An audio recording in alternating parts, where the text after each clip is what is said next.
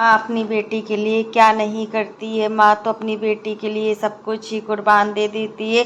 जब एक बेटी को अपने दिल से बेटी माना है तो माँ कैसे नहीं कर सकती, वो तो हर चीज़ करेगी। Hi friends, welcome back to my YouTube channel. कैसे हैं आप सभी? आई होप आप सभी अच्छे होंगे। तो फ्रेंड्स, आज हम बात करेंगे आंटी जी के बारे में। आंटी जी का भी वीडियो आया हुआ है और आंटी जी ने बताया है कि अंशु अब बिल्कुल ठीक है, कोई भी परेशानी वाली बात नहीं है। अभी अंशु में बचपना है तो मतलब वो चीज़ों को समझ नहीं रही है। और मतलब आंटी जी ने इतना भी कहा है कि मतलब मेरी बेटी हो या दूसरों की बेटी हो, मैं अगर किसी से रिश्ता निभाती हूँ तो दिल के साथ ही रिश्ता निभाती हूँ, अन्यथा मैं किसी के साथ रिश्ता नहीं निभाती हूँ और रिश्तों को जोड़ भी नहीं पाती हूँ। इतनी बड़ी बात आंटी जी ने बोल दी।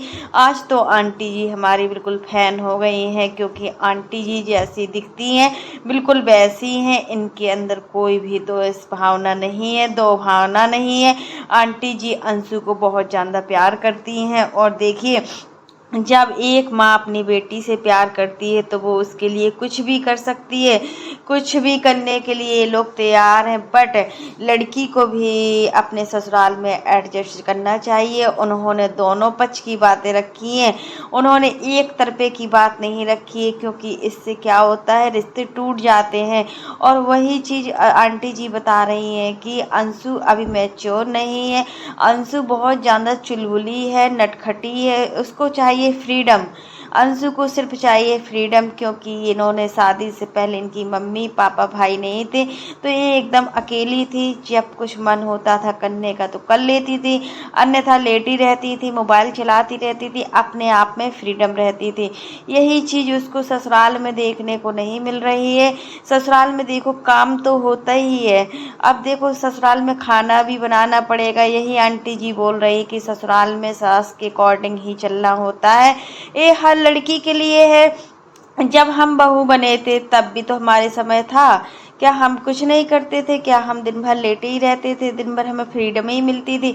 आंटी जी ने खुद स्पष्ट शब्दों में वो कहा है कि मतलब अब ससुराल है, ससुराल में काम रहेगा, खाना बनाओगी, जब खाना खाओगी तो खाना तो बनाना ही पड़ेगा, या तो फिर खाना नहीं खाओ। अगर भूख लगती है तो खाना तो हम बनाएंगे ही बनाएंगे, जब खाना बनाएंगे तो हमारा काम भी फैलेगा और काम फैलेगा तो हमें साफ सफाई भी करनी पड़ेगी। अब इतनी छोटी छोटे कामों में अगर आप ऐसा करोगी तो क्या होगा? अगर सास बहुत अच्छी है, अभी आंटी जी ने बताया कि अंशु की सास बहुत ही अच्छी है।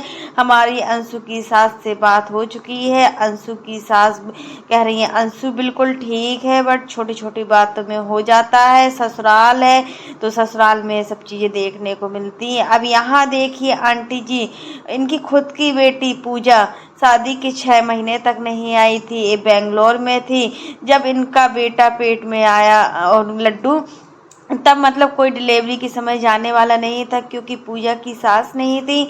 तो डिलीवरी मतलब डिलीवरी के टाइम काफ़ी परेशानियां आती हैं, तो सबको पता है अकेले डिलीवरी नहीं हो पाती है, हर चीज़ से मैनेज करना पड़ता है। तो देखो इनकी जो ससुर है पूजा, पूजा के जो ससुर हैं उन्होंने कहा कि आप चली जाइए या आप यहीं पूजा को बुला लीजिए। तो आंटी ने सचिन को भेजा था और पूजा को लेकर आए थे, वो भी 6 महीने बाद। बीच में कोई आना जाना नहीं हुआ था। बेंगलोर एक ऐसी जगह है जहाँ जल्दी जल्दी आ भी नहीं सकते, जा भी नहीं सकते। एक बार आना जाना बहुत ही मुश्किल होता है, बहुत लंबा टाइम भी लगता है। तो यही सब आंटी जी कह रही थी, देखो अगर हम अपनी बेटी के लिए स्ट्रिक्ट हो सकते हैं तो फिर अंशु के लिए क्यों? अगर अंशु ऐसा करेगी तो रिश्ते भी टूट जाएंगे और मतलब ऐसी नौबत भी आ जाएगी कि रिश्ता ज़्यादा दिन तक नहीं टिक पाएगा, क्योंकि अब अंशु को अपने रिश्ते को बचाना है। अब मतलब पहले की बातों को भूलना है। अगर अंशु ये सब बातें नहीं भूल पा रही है तो अपने आगे की लाइफ को नहीं बढ़ा पाएगी। आंटी जी ने ये भी कहा है कि चलो अभी हम 26 तारीख को हमारी फ़्लाइट की टिकट है, हम सिवान पहुंचेंगे, सिवान पहुंचकर हम अंशु को बुलाएंगे, अंशु को बुलाने के बाद अंशु की सास को भी बुलाएंगे और दोनों लोगों से पूछेंगे कि क्या प्रॉब्लम है, क्या दिक्कत आ रही है। अब देखिए इतना कोई कुछ कह सकता है क्या? देखो आंटी जी ने कितने स्पष्ट शब्दों में बोला है, कोई बड़ा चढ़ा कर बात नहीं की है। मतलब आंटी जी ने इतना भी बोला है कि चलो हमारी बेटी है, और जब अंशु को जब जब हमारी ज़रूरत पड़ेगी तो हम खड़े रहेंगे। जब भी अंशु को कभी भी बच्चे होना होगा या कुछ होना होगा तो हम अंशु के लिए हमेशा खड़े हैं। जैसे हम अपनी बेटी के लिए खड़े रहते हैं वैसे ही अंशु हमारी बेटी है, और अंकल जी हमेशा अपनी बेटी के लिए तत्पर रहेंगे। इसमें कोई कुछ नहीं है। देखो अभी शुभम बाबू भी सिवान होकर आए हैं और बताया है कि अंशु अब बिल्कुल ठीक है, बट छोटी छोटी बातें होती हैं ना जो दिल में लग जाती है, वही सब चीज़ है। अंशु छोटी छोटी बातों को दिल में लगा बैठी है।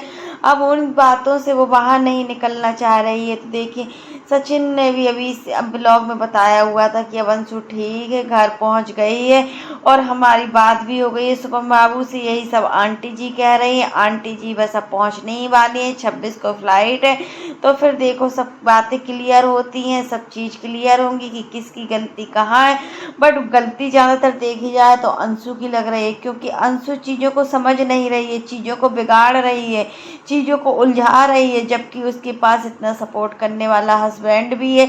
अगर किसी लड़की के पास इतना सपोर्ट करने वाला हस्बैंड होता है तो वो लड़की ऐसे कदम नहीं उठाती है, घर से बार बार बाहर नहीं निकलती है।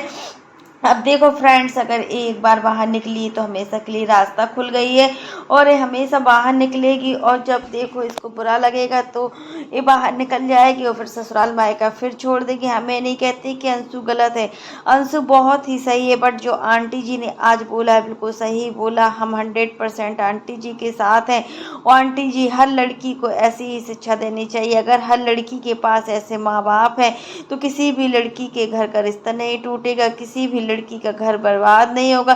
तो फ्रेंड्स आज के लिए बस इतना ही, हम आज के ब्लॉग में आपको इतना ही बताएंगे। तो कैसा लगा आपको मेरा वीडियो पसंद आए तो लाइक कर देना, और अगर आप चैनल पर न्यू हो तो चैनल को सब्सक्राइब करना ना भूलना। फिर मिलते हैं नेक्स्ट वीडियो में, तब तक के लिए बाय। और इसी प्रकार के नए नए वीडियो को देखने के लिए आप मेरे चैनल पर बने रहिए और मेरे चैनल को सब्सक्राइब कर दीजिएगा। आप मेरे चैनल को सब्सक्राइब नहीं करते, तब तक के लिए bye, take care all of you.